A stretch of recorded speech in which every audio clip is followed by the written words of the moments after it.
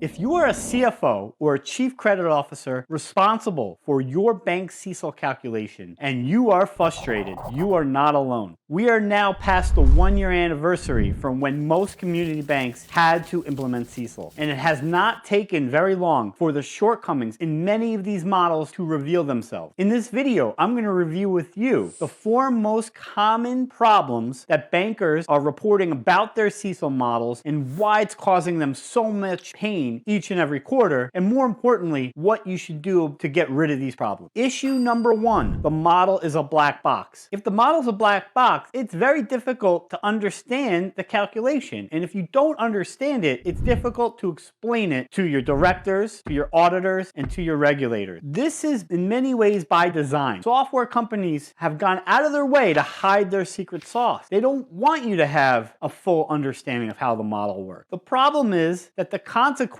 of that practice is borne by the banker, who is on the hook ultimately to your understanding and explaining the calculation. I've even heard from some bankers that their model isn't necessarily a black box, but in order to understand how the model works, or even have a puncher's chance of understanding how the model works, you practically need a PhD. Guess what? Most community bankers don't have PhDs, so you shouldn't need one to understand how your CECL model works. Issue number 2, the model is unpredictable. It feels like as we get closer and closer to quarter end, community bankers have no idea what's going to happen to their CECL allowance. They have no idea if the model is going to tell them they need to increase the allowance significantly or decrease it significantly, which is in some ways equally a problem. You should be able to anticipate how your CECL model is going to react to changes within your loan portfolio or changes in the external environment. And if your model is unpredictable, that is a problem. I know of some banks, once they run the calculation and they get variances versus prior quarter, it's taking them weeks, not days, weeks, to unpack the calculation to figure out what's causing these variances, whether or not these variances make sense or not. And then they're having to iterate and iterate and iterate. And next thing you know, it's been 3 weeks that's gone by and it's held up the entire quarter end close. That is unsustainable. You deserve to understand your variances instantly and immediately and in a simple way. Issue number 3, the model is too dependent on Q factors. We all thought this might go away under CECL, but for some banks, it's actually gotten worse, the dependency on Q factors. Your calculation should not be concentrated in Q factors. Q factors are difficult to support. Auditors don't like them very much anymore. It gives you a weak hand in supporting and defending your calculation with examiners, and it's very difficult to figure out how you should adjust those Q factors from one quarter to the next. And then the 4th issue, which is one that surprised me, some banks have told me that their CECL models are not reacting at all to changes in risk ratings within their loan portfolio. For example, I know of several banks who recently downgraded several loans to special mention. Well, their allowance calculation didn't at all react to those downgrades, and the examiners had a big problem with that. Your model should not just be influenced by risk ratings. Risk ratings should be one of the most important variables in your model. Now, if you've had any one of these 4 issues, and I suspect many of you have had at least 2, if not all 4 of these issues, the question then becomes what to do about it. You really have 2 choices at the end of the day. Choice 1, apply band-aids to your existing model, or choice 2, pull the ripcord and transition to a new solution, which does sound scary. The problem with choice 1 is that those issues I just went through, those are all structural issues with your model. Band-aids don't fix structural issues. Maybe they'll buy you a quarter or 2 at best, but it's unsustainable.